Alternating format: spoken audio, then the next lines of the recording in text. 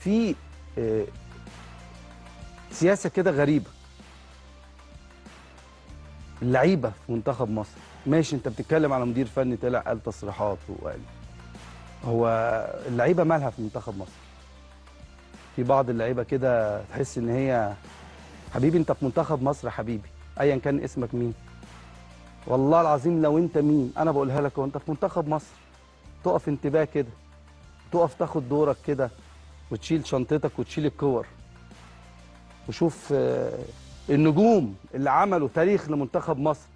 شوف ابو تريكه اللي كان بيشيل الكور كده واحنا في التمرينات كده، ويقعد على الارض ويلم الكور بعد التدريبات، وهو واخد كاس افريقيا 3 مرات، وغيره وغيره وغيره وغيره.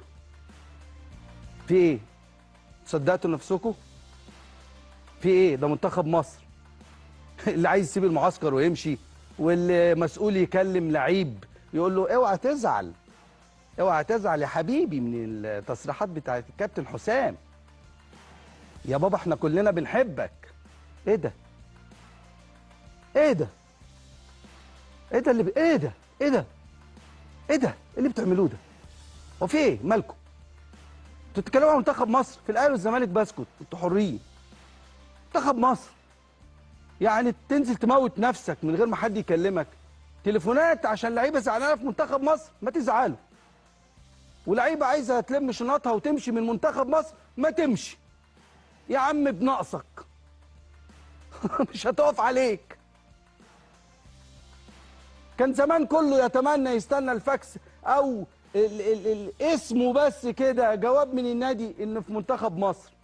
ايه سياسه التدليل دي؟ انتوا بجد كده حاسمين؟ انتوا بجد كده مسؤولين؟ انتوا بجد كده بتحبوا مصر؟ بجد كده بتفهموا في الكوره وبتحبوها؟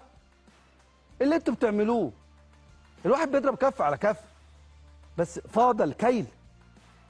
منتخب مصر، منتخب مصر اللي كان يعني الناس بتحارب، يا ما انضمتش للمنتخب. دلوقتي اللي عايز ما يلعبش الماتش، اللي يتفق ما يجيش المعسكر، اللي يتفق وبرضه كله مسؤول في الموضوع ده، اللي يلعب على مزاجه، اللي سفريه تعجبه يسافرها، سفريه ما تعجبوش عشان مقلقه ما يسافرهاش. اهدى، ايه ده؟ بجد ايه ده؟